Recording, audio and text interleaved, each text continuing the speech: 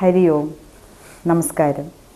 ഭാരതീയ സംസ്കാരത്തിൻ്റെ അടിസ്ഥാനം തന്നെ നമ്മുടെ വിവാഹ ബന്ധങ്ങളാണ്. വിദേശികളായ പല സുഹൃത്തുക്കളും എന്നോട് ചോദിക്കാറുണ്ട്, എങ്ങനെയാണ് ഇത്രയും വർഷം നിങ്ങൾ വിവാഹിതരായി നിലനിൽക്കുന്നതെന്ന്. നമ്മുടെ സംസ്കാരത്തിൻ്റെ പ്രതിഫലനമാണ് നമ്മുടെ വിവാഹ ജീവിതം.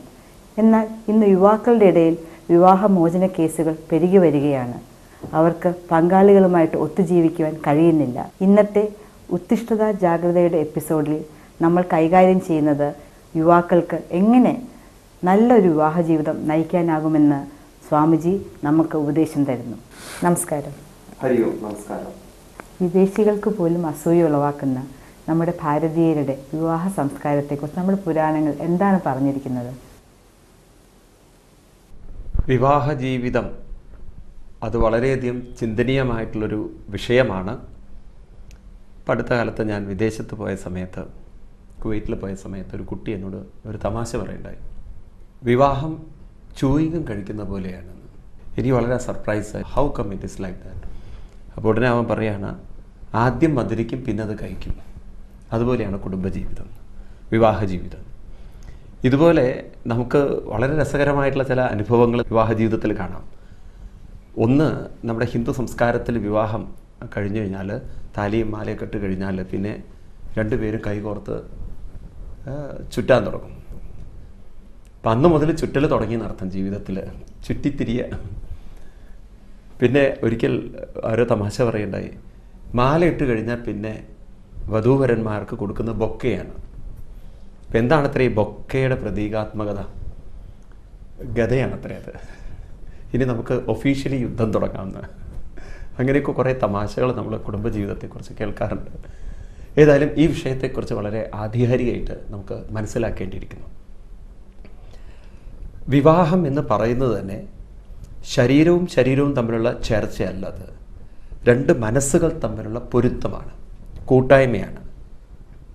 The union of two mind, though it seems to be very impossible, വളരെ പ്രയാസകരമാണെങ്കിലും രണ്ട് മനസ്സുകളുടെ കൂട്ടായ്മയാണ്. അപ്പം അതുകൊണ്ടാണ് ഹിന്ദു സംസ്കാരത്തിൽ നമ്മൾ വിവാഹ സമയത്ത് മോതിരം ചാർത്തുന്നത്. ഈ രണ്ടാമത്തെ വിരൽ മനസ്സിൻ്റെ പ്രതീകമാണ്. നമ്മുടെ പൂർവികന്മാർ ഓരോ വിരലുകളും നമ്മുടെ വ്യക്തിത്വത്തിൻ്റെ ഓരോ പ്രതീകാത്മകമായിട്ട് വെച്ചിട്ടുണ്ട്. ചെറിയ വിരൽ ശരീരം, രണ്ടാമത്തെ വിരൽ മനസ്സ്, മൂന്നാമത്തെ വിരൽ ബുദ്ധി, ചൂണ്ടുവിരൽ നമ്മുടെ സംസ്കാരം, അഞ്ചാമത്തെ തള്ളവിരൽ ഉള്ളിലിരിക്കുന്ന ഈശ്വരൻ്റെ സത്യത്തിൻ്റെ ശക്തിയുടെ പ്രതീകമൊക്കെ ആയിട്ട് വെച്ചിട്ടുണ്ട്. അപ്പോൾ ഈ രണ്ട് മനസ്സുകൾ തമ്മിലുള്ള കൂട്ടായ്മയാണ് വിവാഹം. അതിലൊരു സംരക്ഷണത്തിൻ്റെ വലയിടുകയാണ്. ആണിൻ്റെ ഭാഗത്തു നിന്ന് പെണ്ണിന് വസ്ത്രവും താലിയും ചാർത്തുന്ന സമയത്ത് മനസ്സിൽ പറയുന്നത്, നിന്നെ ഞാൻ സംരക്ഷിച്ചു കൊള്ളാം, നീ എന്നും എൻ്റെ കൂടെ സുരക്ഷിതയായിരിക്കും, നിൻ്റെ വികാര വിചാരങ്ങൾ ഞാൻ സംരക്ഷിച്ചു കൊള്ളാം. സ്ത്രീ മാലയാർത്തുന്ന സമയത്ത് അങ്ങയുടെ എല്ലാ സുഖദുഃഖങ്ങളിലും ഞാൻ പങ്കാളിയായിക്കൊള്ളാം എന്നുള്ള ഒരു പ്രതിജ്ഞ ഈ വിവാഹ ജീവിതത്തിലുണ്ട്. ഇതൊന്നും മനസ്സിലാക്കാതെയാണെന്ന് വിവാഹ ചടങ്ങുകൾ നടക്കുന്നുള്ള വേറെ കാര്യം. രണ്ടാമത്, വിവാഹത്തിലേക്ക് കടക്കുന്നതിന് മുമ്പ് ചില അറിവുകൾ ഇന്ന് ഉണ്ടാകേണ്ടിയിരിക്കുന്നു. മുമ്പ് ഇതിൻ്റെ ആവശ്യം ഉണ്ടായിരുന്നില്ല. കാരണം വിവാഹ ജീവിതത്തിൽ സ്വാഭാവികമായിട്ടുണ്ടാകുന്ന പല പ്രശ്നങ്ങൾക്കും പരിഹാരം കണ്ടെത്താൻ കാരണവന്മാർ വീട്ടിലുണ്ടായിരുന്നു, മുതിർന്നവർ. ഇന്ന് നമുക്ക് ആ മുതിർന്നവരുടെ ഒരു അസാന്നിധ്യവും അവരുടെ ഇൻ്റർഫിയറൻസ് ഇല്ലായ്മയും ഇത് കൂടുതൽ വഷളാക്കിയിട്ടുണ്ട്. അപ്പോൾ എടുത്തുചാട്ടങ്ങളും മറ്റുള്ളവരെ കുറ്റം പറയാനുള്ള പ്രവണത ഇന്ന് വളരെ കൂടുതലാണ്. ഭാര്യയുടെ ഭാഗത്തുനിന്ന് ഭർത്താവിനെ കുറ്റം പറയും, അദ്ദേഹത്തിൻ്റെ കള്ളുകൂടിയാണ്, അല്ലെങ്കിൽ ഡൗറി കൂടുതൽ ചോദിക്കുന്നതാണ്, സ്വഭാവ ദൂഷ്യങ്ങളാണ്, കൂട്ടുകാരുമായിട്ടുള്ള പെരുമാറ്റമാണ്, അല്ലെങ്കിൽ മറ്റ് സ്ത്രീകളോടുള്ള ആകർഷണം, ഇങ്ങനെയൊക്കെ പല കുറ്റങ്ങളും അങ്ങോട്ടും ഇങ്ങോട്ടും പറയാം. അതുപോലെ ആണുങ്ങൾക്കും ഒരുപാട് കുറ്റങ്ങൾ പറയാനുണ്ടാവാം. അപ്പോൾ ഈ കുറ്റങ്ങൾ ആരോപിച്ചുകൊണ്ട് കുടുംബ ബന്ധം ഏർപ്പെടുത്താൻ എളുപ്പം സാധിക്കും. അപ്പോൾ നമ്മളിതിൻ്റെ കാതലായ വശങ്ങളിലേക്ക് നോക്കേണ്ടതുണ്ട്. അതിൽ ഒന്നാമത്തെ കാര്യം, നാം ഏവരും തിരിച്ചറിയേണ്ടുന്നൊരു പരമ സത്യം, എല്ലാ മനസ്സും ഒരുപോലെയല്ല എന്നുള്ള ഒരു സത്യമാണ്. ഞാൻ എൻ്റെ ജീവിതത്തിൽ ശ്രദ്ധിച്ചപ്പോൾ എനിക്ക് മനസ്സിലായിട്ടുള്ളത്, എന്നെപ്പോലെ ചിന്തിക്കുന്ന, പരിപൂർണമായി ചിന്തിക്കുന്ന ഒരാളെ ഞാൻ ഇതുവരെ കണ്ടെത്തിയിട്ടില്ല. ഈവൻ ഞാൻ ടിൻസിൽ ഒബ്സർവേഷൻ നടത്തിയിട്ടുണ്ട്. ചില കാര്യങ്ങളിലൊക്കെ അവരിൽ വ്യത്യസ്ത ചിന്തകളുണ്ട്. ഒരേ ചിന്തകൾ വെച്ച് പുലർത്തുന്ന ആരും ഇന്നേ വരെ ഈ ലോകത്തിൽ ഒരുപോലെ ഉണ്ടായിട്ടില്ലെങ്കിൽ എല്ലാ മനസ്സുകളും വ്യത്യസ്തമാണെന്നുള്ളൊരു തിരിച്ചറിവ് നമുക്കുണ്ടാവേണ്ടതുണ്ട്. ഇത് ഇന്നത്തെ വിവാഹ ജീവിതത്തിൽ പലപ്പോഴും ശ്രദ്ധ വയ്ക്കാറില്ലാത്തത് കൊണ്ടുണ്ടാകുന്ന പല പ്രശ്നങ്ങളും ഉണ്ടാകുന്നുണ്ട്.